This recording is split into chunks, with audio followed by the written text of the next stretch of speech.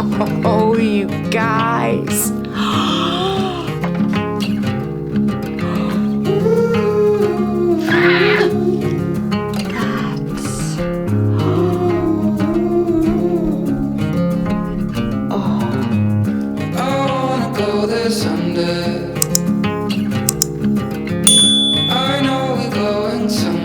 Hey guys, welcome back to the vlog. How is everybody doing today? Are you tired? Are you resting up, gearing up to get your week going again? I'm kind of kicking back. I've got a few things to take care of around here, but today I wanted to actually do something different and fun with you guys. I want to take a look back at the 5 best furniture transformations I did of 2024, and let me just say, yeah, pretty incredible if I do say so myself. Just saying, just saying. So I thought it would just be fun to look back and see what got me started on my new journey and my new small business and the path that I am heading on now. I know there are a lot of new subscribers here, and hello, I am so glad you're here. Welcome. My name is Shawn Marie. Everybody just calls me Shawn. I am a middle-aged Nana. I am 52. I'm gonna own it. Okay, just don't tell anybody that though. And I am starting a new venture at this midpoint in life. I'm starting a new small business, which is a furniture art business. I'll be transforming unwanted and unloved, forgotten and discarded furniture, breathing new life back into it and just making it wonderful once again. Because let me tell you, they don't make furniture like they used to. You might hear a chicken in the background, for real. I have a chicken in my house. Miss Vera, my sex link, is basically featherless. She's pretty much bald, and it's snowy and it's cold, and I can't have her outside like this, so I had to bring her in where it's warm and let her feathers start to come back, and she's not very happy. So if you hear funny noises like that, I don't know if you can hear it or not. This microphone's pretty good. If you hear that, that's the chicken. Now, these are not the full tutorials. What I will do is I will link the tutorials above for each one of the transformations. And if you want to go in there and see the techniques I use to get there, there you go.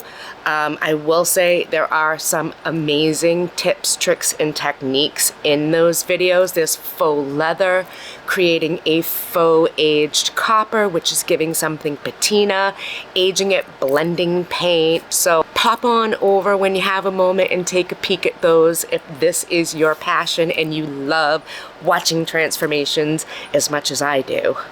I can watch them all day. Sometimes I do. Sometimes they're going in the background. Depends on what I'm doing. So get ready for number 1, the white box dresser transformation. This was my actual first experience using transfers on furniture, and I was hooked from the giddy up. Embellishments like these can take the piece to the next level, and they turn them into one-of-a-kind works of art. This very simple piece is the one that ignited the passion that I didn't even know I had as a furniture artist, furniture flipper, decor flipper, whatever you want to call me. This was a perfect piece to start to use for transfers, had a completely flat surface. It was perfect to try on. And one important lesson I learned while doing this piece for myself was placement is key. My hardware is actually in the fox's eyes. It doesn't look horrible, but it bugs me every single day, every time I see it. And now I have a daily reminder to lay it all out first, hardware too. But what an amazing transformation this simple dresser took, starting me on the journey I didn't even know I was about to take. How about that, right? I mean, just a plain old army dresser transformed into something simple but really beautiful. It's not totally overstated, but I love it. It fits, it works, and I think it came out really great. Now that leads us into the second one, which is always probably going to be my most favorite piece because I actually sold it to somebody famous without even knowing it. Again, check out that link above. I'll make sure it's there for you. But this was a trash to treasure. This came off the side of the road. It was free. It's a Dixie Furniture. Fabulous piece. This piece gave me the confidence as an artist to try new things I'd never tried before and elevate my design even further.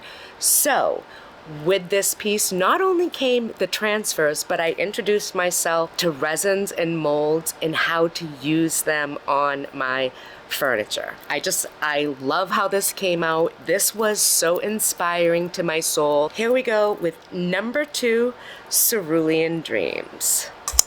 This gorgeous piece, I don't even know where to start with it. This piece took shape in my head the minute that I found the transfer, and the transfer is named Cerulean Dreams, which is why I call the piece the same. But the minute I saw that piece, I knew what I was going to do in my head.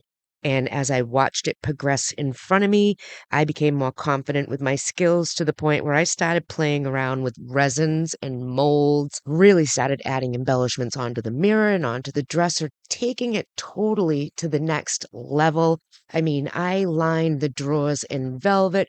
The pulls are superb. Couldn't have asked for a better outcome. It's amazing. And another lesson that I learned was this piece was in the trash. This was curbside. It was absolutely free. And I undersold it at $450. I'm talking people were actually offering more money to get it, fighting over it, which you never do that. You always stick to what it is.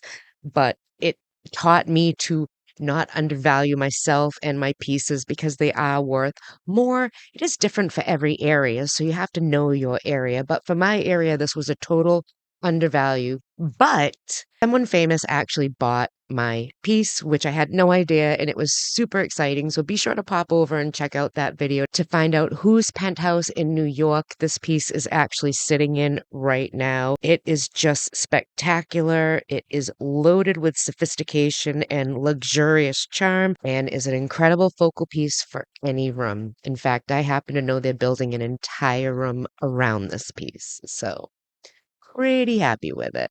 Insane, right?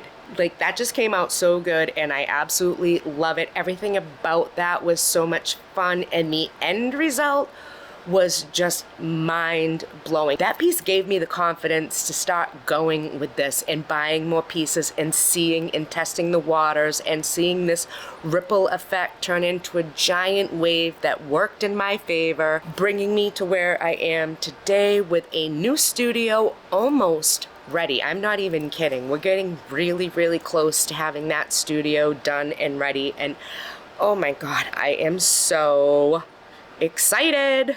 I don't know how else to say it. Like, I could jump up and down, but focus. And that brings me to transformation number 3, my Antique Ladies Spinet Desk. This gem was hidden in a barn for years, and when I got it, I had no idea what it was. I actually had to look it up. I found out how incredibly rare it was to find one of these 1920s antique ladies spinet desks. There's a great backstory to how these came to be. They came out of something else, but finding one doesn't happen often at all. In fact, it's very rare to actually find one. So when I found this one hidden in a barn for years for $40, I was all over it. Now, one thing about me, and this is the truth, I do not use Google Lens to look at pieces to decide if they're worth something and I want to take them or not. I didn't look this item up. I did not know what it was. I knew I was interested in the look of the piece, and that's how I picked my pieces. They talk to me by how they look. It's a connection. I can't explain it, but I just don't use Google Lens. That's not my modus operandi. So this was so fun to do. This gorgeous spinet desk was a beautiful, elegant, and understated piece, but it truly is also one of my favorites. I say that about them all, but I really, really, really do like this. This particular piece has a great combination of original beauty restored with a touch of new beauty, meaning paint and transfers carefully integrating into a cohesive design that just really looks like it was there from the very beginning. Old and new balance and bring out the best in each other. But the secret to success is knowing what to restore and what to change. And if you listen to the piece will always tell you what's right for it. Not everything you envision comes together. I've literally changed my design more times in the middle of my design than I can count. And there's nothing wrong with that. The piece will tell you what it wants. This piece spoke to me in this way, and it came out fabulous. I sold it very quickly, $350 to a gentleman who was going to treasure it in his newly bought Victorian, and I love it. I love mixing old and new seamlessly. It just, oh, my soul is happy. That's all I can say. I love it when old meets new and you cannot find the line to distinguish between the two, and everything about this project just came out so good and beautiful. And I really think that whoever built this desk in its original day would approve of the modifications I made to it. It will always be one of my most favorite finds. Ooh, we are at number 4. This one was so fun. I took this incredibly basic pine cabinet and actually gave it fabulous character and personality, and it became quite a statement piece.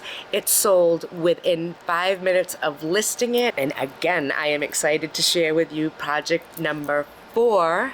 Revamping my pine cabinet. This one was actually fun. This cute little pine cabinet, nothing special to it. In fact, it was kind of yellow and ugly.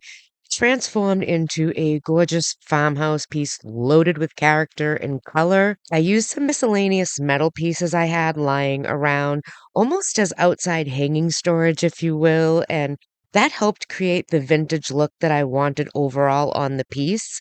I also lined the inside with some paper I got off Amazon. It has the absolute best vintage vibe ever, and it looks so good in there. I added new hardware and I created a resin keyhole to further bring my design to life. And I chose this gorgeous red, which totally reminds me of an old barn. I kind of distressed it out, and this piece literally sold within minutes of listing it on Marketplace. Lady knew what she wanted when she saw it. She snatched it right up sight unseen. She was coming to get it that night with her husband all the way from further down the Cape. I'm not on the tip. She's way down where money is on the Cape. I'm up in the poor section of the Cape. But she came up and got it, and she was putting it in her house. And what I love about this is she knew from looking at that hutch exactly where she was putting it in her Airbnb, the spot, the way she was going to decorate it, what was going in it. She was telling me all this, and I could see how excited she was getting over it. It's the name of the game. That is success right there. When your client is that happy, you've done something good. So cute, right? And like from totally bland, lacking, miserable, that cabinet was not happy in its original state. It told me so. And when it was done, it was like, girl, you nailed this one so good. And now my most favorite transformation, and I say most favorite because this one actually challenged myself as an artist. I bought this piece in really bad condition. The water damage was severe, and it's not a real wood. It's that pressed board. So when that blows up, that really blows up. There's no getting it back down. But I was able to just think my way through the entire project, make it look like $1,000,000, and turn it into a fabulous, fabulous cabinet for my studio, which, if you're new to my channel, you may or may not know that I started calling my studio de Belle Ateliers, which just means my pretty studio. And it never felt right. So even like ordering business cards and stuff, I never committed to doing it. I always just X'd out right before paying because something was saying no. Well, that something was the name. The name of my studio is The Sophisticated Fox. There's a specific reason it's named that way. Check out this video and you'll find out why. You'll have to check out my other channel, The Sophisticated Fox. I'll put that link down below. That tells the story of where the studio got its name from, which is actually a really cool story. But anyways, I find it interesting that while I was doing this piece, long before my studio was conceived, I chose the fox to go on this piece. And, you know, hindsight, I feel like that was just one of those signs the universe threw out at me that I just wasn't aware of at the time, but it was all meant to be. So my fifth and final transformation, there's so many different techniques that I did on this. I did a faux leather on the front. I used resin. I recreated the base and made it solid again. It's just a gorgeous piece, and check it out. Number 5, from trash to treasure, literally. This is the ultimate trash to treasure makeover, and I really am so very proud of this piece. It originally came from Home Goods with a price tag of $80 on it. It's not made of real wood. It's made out of like pressed wood, and when that wood gets wet, it just blows up and you're never going to be able to get it back down. That's exactly what happened to this piece, and through many different techniques that I applied, I had to recreate the base. I had to give it structure. I had to use Bondo and putty to fill it in where I cut the spots off that had swelled out. And it was just a lot of work. But I really did enjoy doing it because it took all different techniques to bring this entire piece together. My skill set expanded, my confidence expanded, and the end result is this gorgeous cabinet for my studio with fox on it, which is just too perfect now that it's all come full circle and it was meant to be. And I love a good trash to treasure. The transformation of taking something that's literally garbage, no good in the condition that it's in, and breathing new life into it, giving it a new purpose and a new look. And I just really love doing this. This will always be one of my all-time favorite trash to treasure transformations.